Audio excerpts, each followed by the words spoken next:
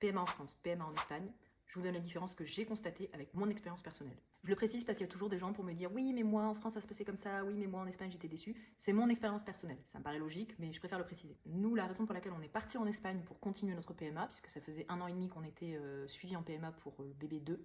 Bébé 1 est né d'une FIV en France. Donc, disclaimer, je ne suis pas là pour enfoncer la France. Je donne les différences. Il y a une grosse différence de taux de réussite entre la France et l'Espagne. Renseignez-vous, je ne vais encore pas donner des chiffres, sinon ça va encore faire débat. Mais en tout cas, il y a une vraie différence. Nous, on est parti là-bas pour le fameux test génétique sur les embryons qui n'est pas possible de faire en France. Sauf cas particulier, mais je ne vais pas détailler ici. Donc, le but principal, c'était d'emmener nos 3 embryons en Espagne pour les faire tester génétiquement, puisque après 7 échecs de transfert, dont 2 fausses couches précoces, la seule explication qu'on nous donnait en France, c'était que les embryons n'étaient pas bons. Et comme on ne pouvait pas les tester en France, je me suis dit, bon, il faut avancer, on va les emmener en Espagne. Je vous donne tout de suite le résultat, on les a emmenés en Espagne, les 3 embryons étaient bons. Donc c'était pas le problème des embryons.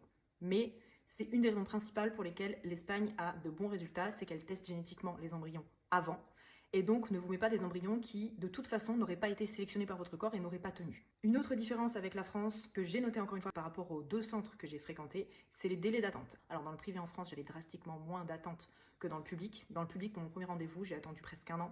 Et ensuite, je crois que j'ai attendu 6 mois pour démarrer réellement quelque chose. Dans le privé, c'était beaucoup plus rapide en France. Premier rendez-vous, j'ai dû attendre 3 mois. Et on a démarré quasiment direct. Donc, il y avait très peu d'attente dans le privé en France. Mais je sais que tous les centres privés en France n'ont pas forcément ce délai d'attente-là. En Espagne, il n'y a pas de délai. Alors, quand je dis il n'y a pas de délai, c'est que vous pouvez commencer tout de suite si les conditions pour faire ce que vous voulez faire là-bas sont réunies, bien sûr.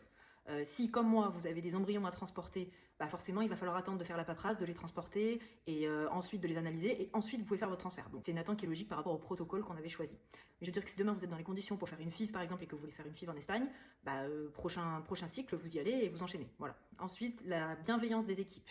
Alors je sais ce qu'on va me dire, oui c'est normal, tu payes là-bas, donc les gens sont plus agréables, donc forcément on te traite pas pareil. Alors moi je trouve que ce qui est pas normal, c'est comment on nous traite quand on paye pas. Alors c'est pas gratuit, hein, la PMA, comme la santé en France, tout le monde cotise. Je vais pas vous faire un cours de comment est-ce que ça se passe les cotisations en France, je pense que tout le monde le sait. Donc c'est pris en charge. Vous pouvez avoir des dépassements d'honoraires en plus en France, qui sont certes pas élevés par rapport au prix que vous payez quand vous payez une procédure entière en Espagne, on est bien d'accord.